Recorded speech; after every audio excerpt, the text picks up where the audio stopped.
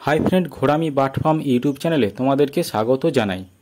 এই ভিডিওর মাধ্যমে জাভা পাখির ছেলে মেয়ে কীভাবে চিনবে সেই নিয়ে আলোচনা করব।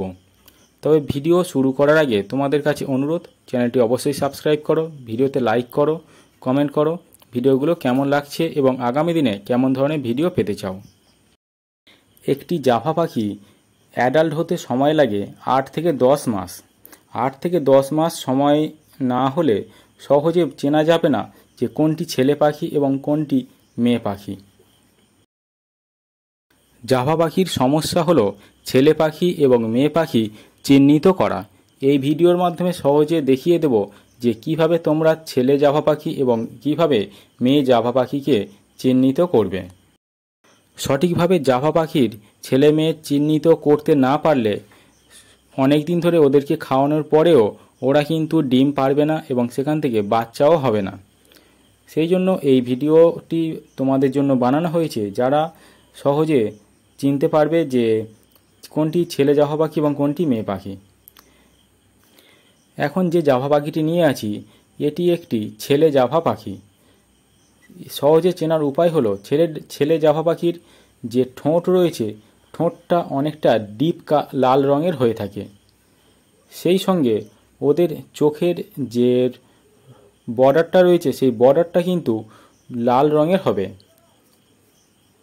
দেখো, এই যে পাখিটার ধরে রেখেছি, দেখতে পাচ্ছি যে ঠোঁটের কালারটা কিন্তু হয়েছে ডিপ লাল রঙের এবং চোখের যে স্পটটা পড়েছে সেই চোখের স্পটটাও রয়েছে লাল রঙের। এইভাবে আমরা ছেলে জাভা পাখিকে সহজে শনাক্ত করতে পারি।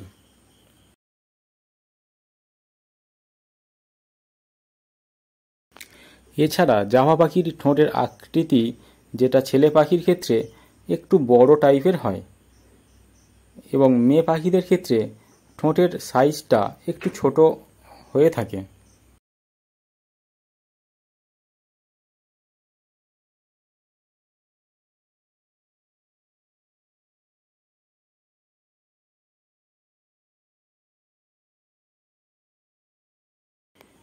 এবারে আসি মেয়ে জাভা পাখি কীভাবে চিনবে।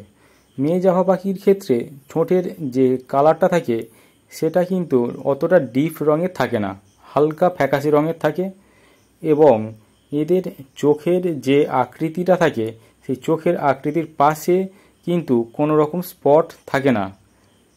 দুটো পাখিকে যদি আমরা একসঙ্গে তুলনা করি, আমরা নিচের দিকের পাখিরা দেখতে পাচ্ছি যে ঠোঁট ডিপ কালার রয়েছে, এটি ছেলে জাভা পাখি এবং চোখের কোলটাতে লাল রঙের স্পট রয়েছে। অন্যদিকে উপরে যে পাখিটা রয়েছে সেটি ফিমেল জাভা পাখি বা মেয়ে জাভা পাখি। এর ঠোঁটের কালারটা ফ্যাকাশে রঙের রয়েছে এবং চোখের পাশে কিন্তু লাল রঙের বর্ডার নেই। তোমরা এইভাবে ছেলে এবং মেয়ে জাভা পাখি সহজে চিহ্নিত করতে পারবে। এই ছোট্ট ভিডিওটি তোমাদের কেমন লাগলো অবশ্যই কমেন্ট করে জানাবে।